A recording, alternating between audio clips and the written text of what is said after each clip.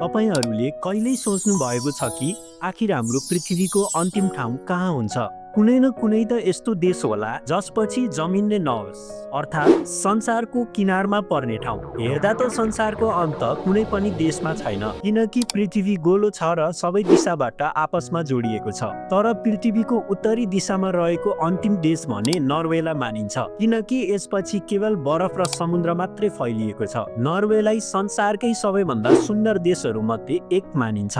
तर यहाँ बस्न भने सजिलो छैन, किनकि गर्मीयाममा लगभग मेदेखि जुलाईसम्म यहाँ सूर्य अस्ताउँदैन, अर्थात् 24 घण्टा उज्यालो नै रहन्छ। यसैगरी जाडोयाममा नोभेम्बरदेखि जनवरीसम्म नर्वेका केही स्थानहरूमा सूर्य नै उदाउँदैनन्। यसको अर्थ लगातार 3 महिना अँध्यारो मात्रै हुन्छ अनि रातको समयमा आकाशमा नीलो र हरियो रङको प्रकाश नाचिरहेको देखिन्छ, जसलाई अरोरा बोरेलिस भनिन्छ।